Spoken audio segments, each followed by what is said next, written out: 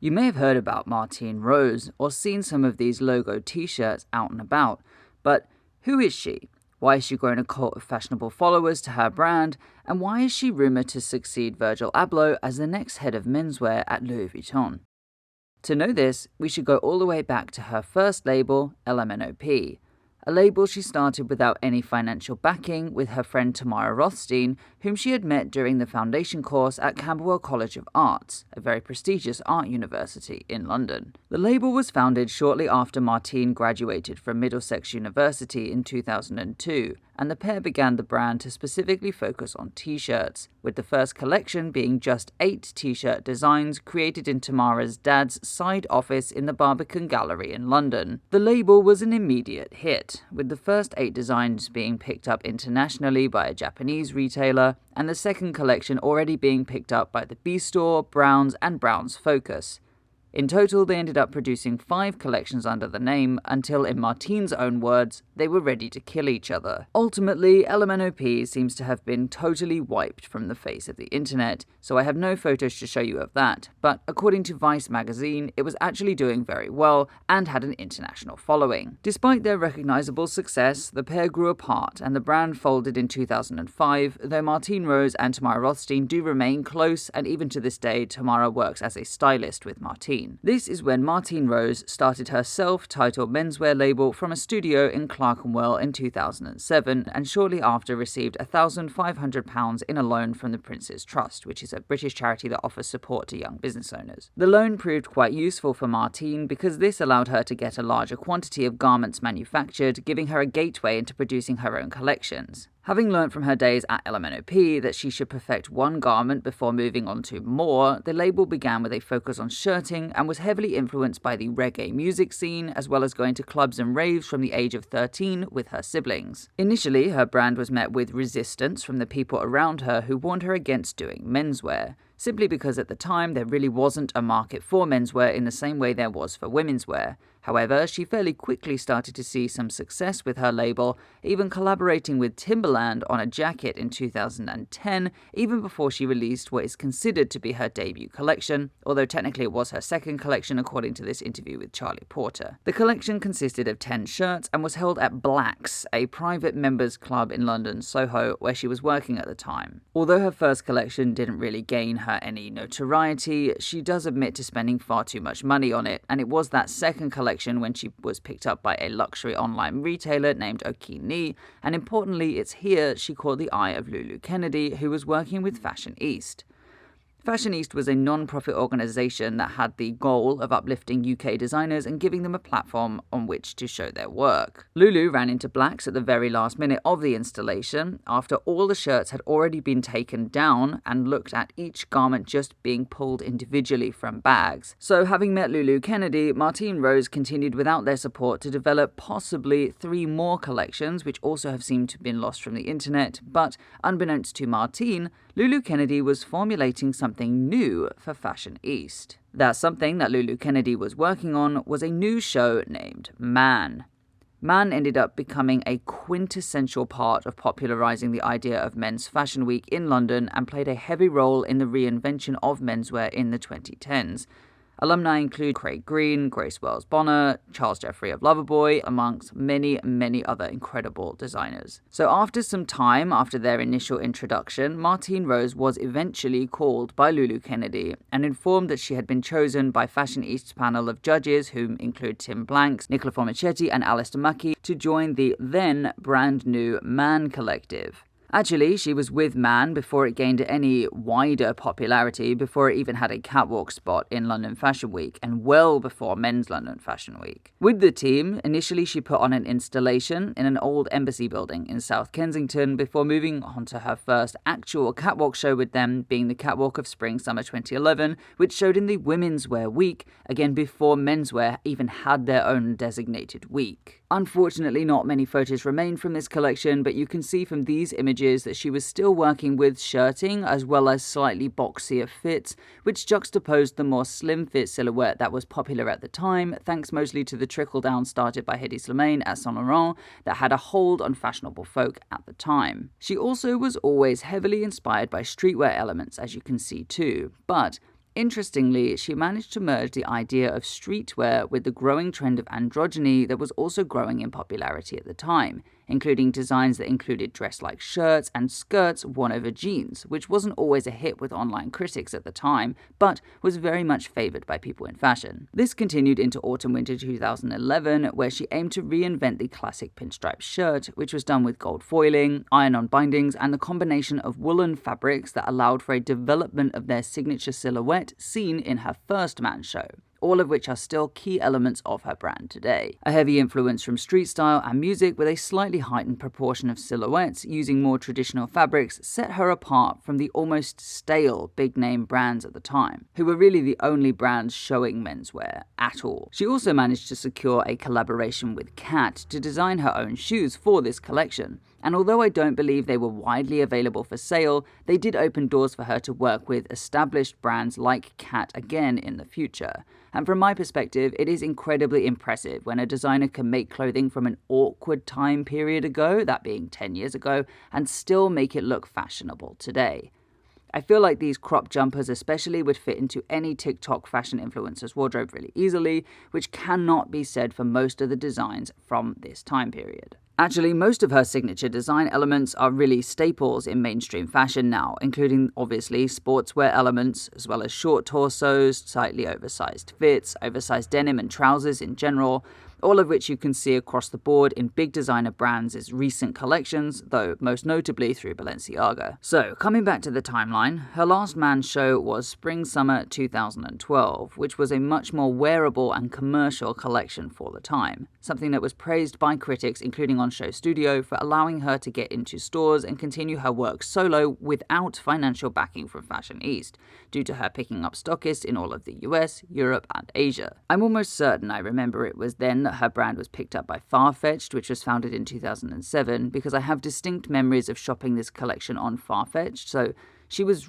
clearly successful in marketing herself to retail stores as she came back for Autumn-Winter 2012 as a solo show. She also secured several collabs at this time, including with Wallpaper magazine, as well as a notable return with Cat to make shoes reminiscent of her early collection, which sold expectedly well due both to the buzz around the designer, the accessible silhouettes, and the colorways, which range from blacks and browns to these almost patent red-colored boots, and my favorite, which is orange and pink. These boots were also stocked by accessible retailers, including ASOS and Office, who even had 2 exclusive designs, which meant the shoe was only £109.99, and therefore a great entry point for many people to her label. After this, in her Autumn-Winter 13 show, is when her brand really picked up steam. She began her own tradition of holding shows in places meaningful to her and her community, such as the markets in Tottenham, in a cul-de-sac in Camden, and in Toriano Primary School, which was her daughter's primary school in Kentish Town, England. The Autumn-Winter show itself was held in the Hospital Club in London and developed on her already well-defined aesthetic. She introduced a few new elements into her already well-established look, including these pub-based elements like this jacket and joggers made from those long beer mats that we have in British pubs. These pieces, though expensive, sold really well on sites like Farfetched and Okini, and these elements are still seen today, even in my favourite collection Autumn-Winter 18, which has this sort of beer mat keyring around one of the belt loops as well as other beer mat garments. She used the style again in 2009 with a collaboration from Machine A, as well as with Stussy in a collaboration in Fall-Winter 2020, and then the beer mats again returned as a print in Spring-Summer 2021. Honestly, back in 2013, I remember there being vests of this, either on Farfetched or Okini, and they're still such a grail piece for me. I would really love to get my hands on one, but I know how much of a cult figure she is, so I'm sure if it ever came up, it would never be within my price bracket anyway, and it's not a catwalk piece, so it's not necessarily something that everybody would recognize. However, this did not mean total financial security for Martine Rose's brand. Through all of these years, she was selling just enough to not give up.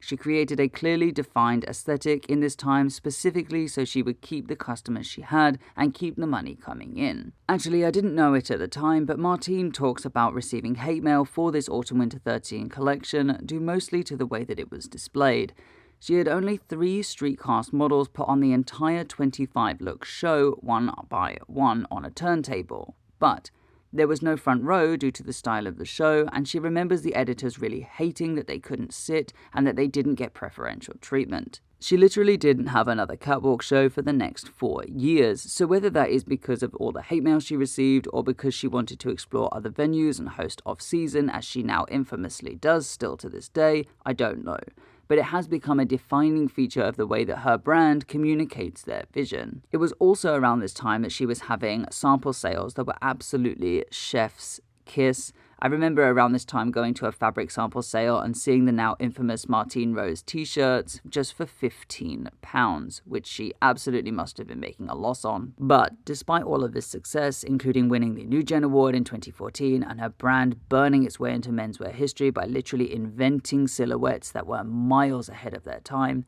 she did not see real financial stability until spring-summer 2015, which was a notable low point in her financial success, being able to afford literally only one look for the entire season. This season was really well received at the time, however. She mixed the unusual fabrics of leather and sweatshirt jersey and set her model next to a nude Greek statue as an installation amongst flyers of homoerotic passion littered on the floor alongside S&M tools, which was a visual representation of the contrast between the queer need to be sexually emancipated with the realism that in queer history, specifically the S&M scene in 1970s New York, that most people had to hide that entire side of themselves. This theme of risk was obvious to the audience, and though the choice to show only one look was financially motivated, she created a strong enough theme and thereby show to catch the eye of Demna Gvasalia, who was then the newly appointed head of Balenciaga. The pair met through a mutual friend, photographer Oliver Perch, who had actually suggested the pair meet in 2014 after Demna was a fan of Martine's, even before Demna created Vêtements, the label that rocketed him into fame. Martine was clearly a huge inspiration for Demna, and she had been doing the now attributed to Balenciaga silhouette for the last 7 years at this point. So when a position to consult to the Balenciaga menswear line came up, Demna Gvasalia personally invited Martine to join the team. She finally had the financial ability to support herself, not only through the job, but also the 140 stockists that then picked up her label for their stores across the world.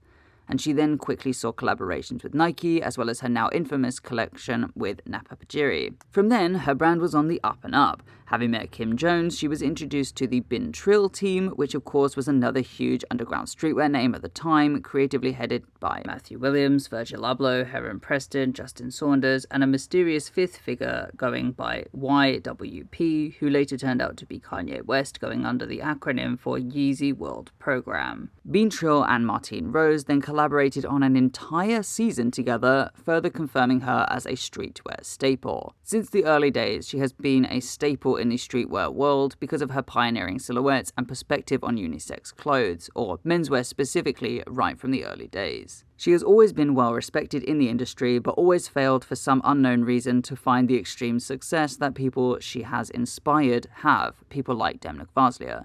Obviously, that's not to discredit Demna whatsoever, I just wish they both could have seen the great height of success that he has.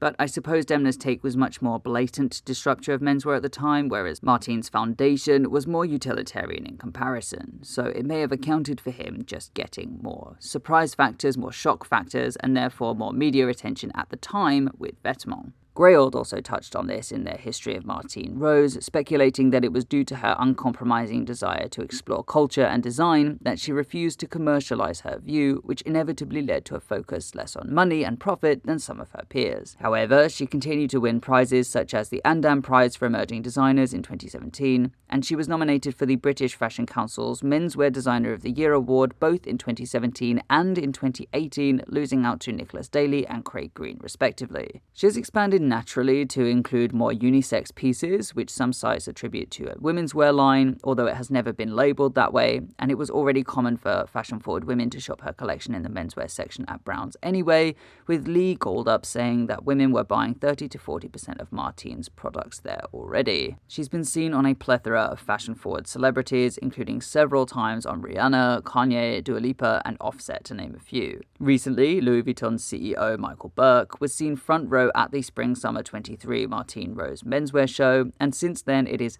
heavily rumoured that she will be taking over the menswear department at Louis Vuitton following the untimely death of Virgil Abloh. Both Louis Vuitton and Martine Rose have ignored the rumours so far, neither making a formal statement, but I think if she does, it will be a welcome slight shift in Louis Vuitton's menswear, just in respect to Virgil, but not too far removed from the look that Virgil has set up for them. My only real worry with this is that I hope it doesn't become more like a commercialized Balenciaga. She obviously did the look first, but out of the big brands, Balenciaga got Demna first, so that's not really how it will look to the masses if that is the case. Plus, I think maybe they're already setting up for her to take over, with look 3 from Louis Vuitton Spring-Summer 23 Resort collection almost looking like her signature if you take a step back, and with look 5 giving a nudge to her infamous beer mat designs. Although I think you can argue that